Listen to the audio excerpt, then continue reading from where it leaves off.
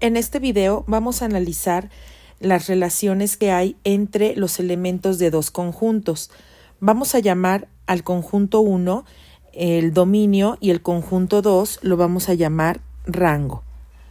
Cuando nosotros tenemos que los elementos del dominio, es decir, del primer conjunto, únicamente se relacionan con un elemento del rango, entonces estamos llamando función a esta relación de datos.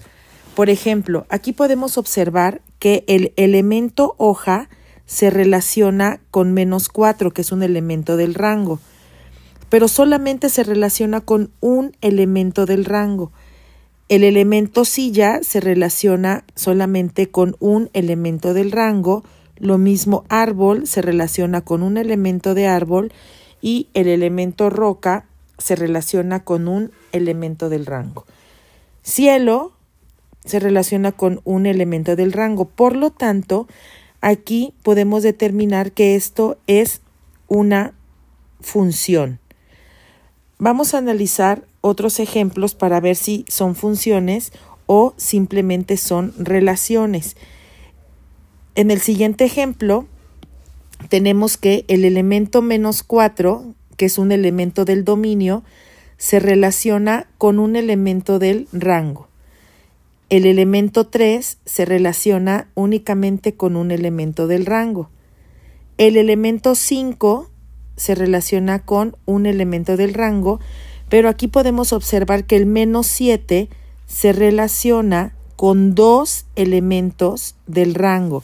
Por lo tanto, esto ya no es una función, ya que los elementos del dominio únicamente pueden relacionarse con uno del rango. Entonces, aquí podemos observar que el -7 tiene dos salidas hacia los elementos del rango. Por eso determinamos que esta no es una función. Nosotros podemos tener los conjuntos representados también en forma de coordenadas. Nosotros sabemos que una coordenada está formada por un punto en X y un punto en Y. Los elementos de el dominio son los valores que va a tener X en una coordenada y los valores del rango son los valores que va a tener Y en la coordenada. Entonces aquí nosotros tenemos en el ejemplo 3, tenemos en el dominio, tenemos el elemento R, T, C y B. Entonces, aquí observamos que los elementos del dominio no se repiten. Por lo tanto, quiere decir que solamente se relacionan con un elemento del rango. Entonces, al no repetirse ningún valor en X en mis coordenadas, se trata de una función. En el siguiente ejemplo, que es el cuarto ejemplo, tenemos que los valores de X son -1, 1, -5 y 2. Son los valores de X, por lo tanto son los valores del dominio. Ninguno de ellos se repite, por lo tanto también es una función. Aquí podemos observar que no importa que los elementos de Y se repitan, ¿sí? Por ejemplo, aquí tenemos que en todas las coordenadas tenemos Y en el valor de Y de la coordenada, se repite. Ese no importa. Mientras no se repite el dominio, esto es una función.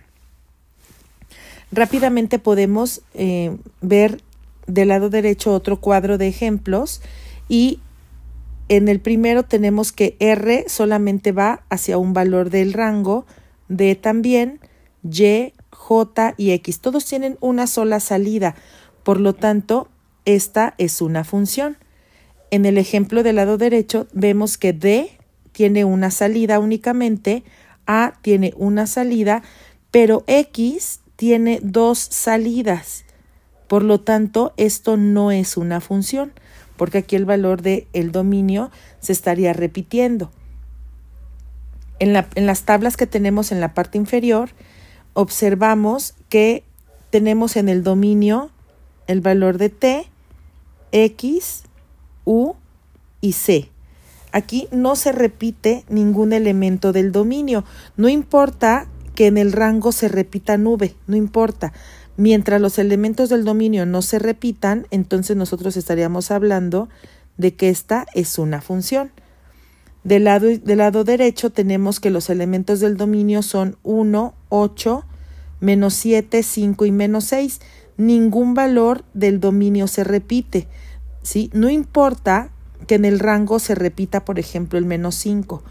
Solamente tenemos que observar los valores del dominio. Al no repetirse ninguno, entonces se trata de una función.